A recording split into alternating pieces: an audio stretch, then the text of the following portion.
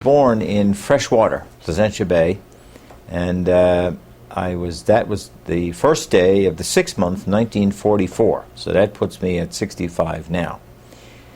My father worked in Argentia at the time, and so about 1949, when I would have been 5, my father moved from Argentia to Bay Roberts.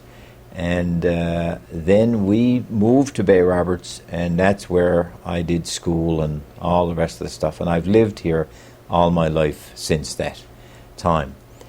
I'm the oldest of 14 children, 13 living, 1 deceased.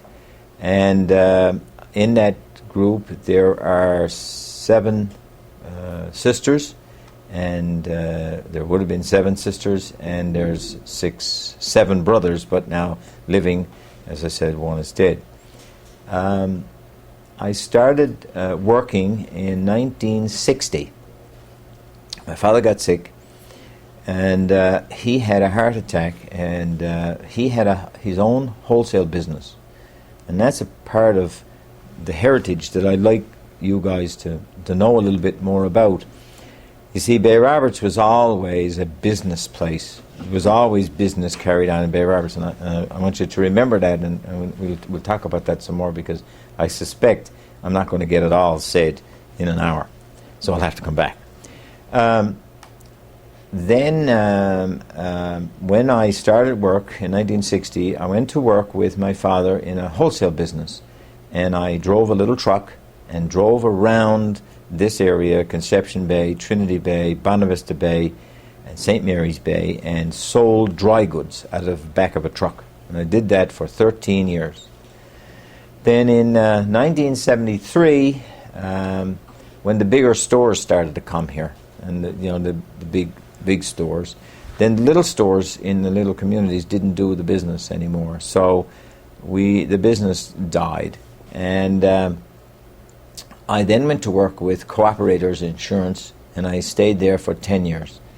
And then in 1983, I went to work with Investors Group, and I've been with them ever since, and I'm going to stay for another 25 years with them. Good. You mentioned your first job was selling goods. Yeah. What sort of wages did you get from that job? My first job to normal jobs. Jobs.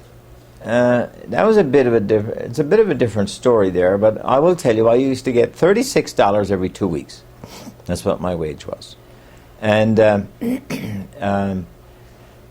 it was. I was living at home, so I didn't need money, and I worked probably 60 to 65 hours a week. So I didn't need money. What would I need money for? I just worked. That's all I did. And remember, back in those days, money went a long ways, and you didn't need a whole lot of money. Most of the money I did, I managed to save, well, that was the wage anyway, $36 for every 2 weeks. Okay. All right. I'd like to talk to you a little bit about your experience in school. Well, sad to say this, but it needs to be said. When I was young, and I'm talking about 1950, when I went to school. Probably 49 really. I would be 5, so I went to school at 5. There was at that time we had a religious type of schooling, and there was a Catholic school and a non-Catholic school. And unfortunately, that was wrong. It shouldn't have been that way, but that's the way it was. And that part of my life I regret, because that was the system you went through when you were 5 years of age, and who knows the difference. We've come a long way since that, and thanks be to God that's not happening anymore, because that system should have been gone. However, when I did go to school, there was a very small school called St. Michael's. It was in the Crossroads.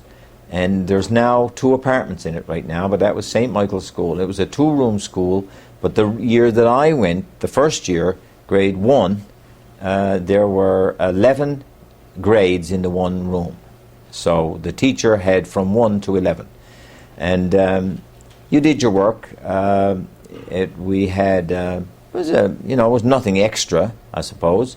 I lived right across the road from the school, so you didn't have to worry about the bell. When you heard the bell, you went over. And there was 11, as I said, 11 grades there. And my Aunt Margaret Dawson, who was a wonderful lady, who it's too bad that this is not on the go, because she would have been a gem to have an interview with. She taught there. And all of our friends were there, and at that year, there was 3. I'm guessing here, 3 in grade 11, and I think 1 and 2 in each other grade. And I'm only guessing, but I would estimate there was no more than 30 children in the whole school. We had the next year, which was, let's say 60, and I may be off on the years, there was 13 children came into the school the 1 year. So they couldn't do that with the teacher, so the next year they had 2 rooms. So it was 2 rooms after that. We had a potbelly stove in the middle of the room, and we used to light the fire. I didn't light it when I was in grade 1, but I lit it every year thereafter. And sometimes we'd take turns, and it'd be your day to light the fire, so you'd have to go to school early and go and light the fire. And we had coal. We'd bring coal. The men would bring the coal from Coley's Point with the horses, and they'd shovel it into a coal pound under the back of the school. And then we'd have to take our turns and go out and get the coal and bring it in, and then we'd bring wood, and you'd have to bring splits and paper to light the fire, and all that kind of stuff. But it was good. I don't look at that as being hard, although life was different. We didn't have TV, remember, and we had anyway. In terms of school. You had your old-fashioned scribbler with all the tables on the back, which you can't get anymore now. You know the ones I'm talking about, and we had the basic books, reading and writing and arithmetic and math, which I loved. My favorite was math. I always did extremely well in math, and I hated the other stuff with a passion. But that's about it, yeah. And it was good. It was nice. The school was a good experience. Okay. Okay. So did everyone in your community attend school, or was it more of a? No, everybody went. Everybody went, and I think at that time you had to go.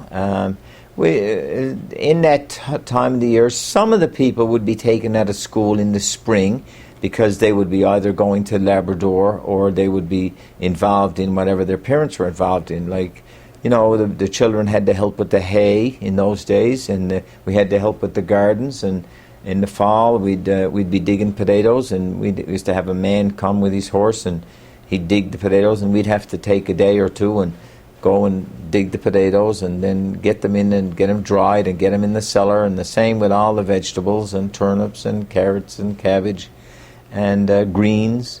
And when I was a boy, and most of my life when I was smaller, we raised cattle. And so we had a barn of cattle all the time, 12 and 13 head of cattle all the time. So my father wasn't always there. So that depended on the oldest, and I was the oldest, so I was the one that had to look after the cattle. So you had to feed them, and if it was stormy, which it was a lot, you couldn't let them out because they couldn't see where they were going. So you'd have to bring water to them, and bring the feed to them, and hay, and drop the hay down from the loft. And anyway, that's another story. Okay.